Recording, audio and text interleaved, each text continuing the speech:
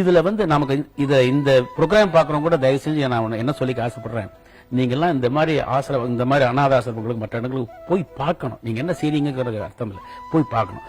பார்த்து உங்களுடைய பிறந்த நாள்னாக்க உங்களால முடிஞ்சுன்னா அந்த குழந்தைகள் 15 குழந்தைகள் 50 குழந்தைகள் ஒரே ஒரு சாக்லேட் வாங்கி கொடுங்க, முடிஞ்சா வாங்கி கொடுங்க.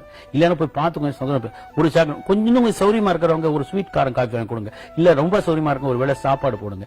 அப்புறம் அடிக்கடி அவங்க போயிட்டு யாரும் பார்க்க வரமாட்டாங்க, அந்த குழந்தைகளையோ அந்த நோயுற்றவர்களையோ கைகால் விளங்காதவங்களையோ இவங்களாம் பார்க்கறதுக்கு ஆளுங்களாம் வரமாட்டாங்க. நம்ம எல்லாம் இப்போ அவங்களுக்கு போனோம்னா கொஞ்சம் ஒரு 1/2 மணி நேரம் 10 நிமிஷம் பேசிட்டு இருந்தோம்னா they will feel happy. In fact நான் பல இடத்துல போயிருக்கேன், மனநிலை சரியில்லாத குழந்தைகள் அவங்க நான் வந்தவனை ரெக்கக்னைஸ் பண்ணி கைதட்டி சிரிப்பாங்க. அவங்களுக்கு அதான் முடியும். அதாவது பழக்கப்பட்ட ஃபேஸ்ங்கிற அளவுக்கு அவன் டிவியில படம் பார்க்கிற போது அவங்க ஒரே குஷியா இருக்கும். ஸோ அவங்களுக்கு டைவர்ஷன், அதை நம்ம போய் பார்க்கணும். இப்போ உங்களுக்காக மட்டும் உனக்காக மட்டும் சொல்லல, எல்லாருக்கும் அந்த டிவி பார்க்கணும் எல்லாருக்கும் சொல்றேன். அவங்க எல்லாரும் இந்த மாதிரி இடத்துக்கு அனாதை ஆசிரமம் போனாங்கன்னாக்க அவங்க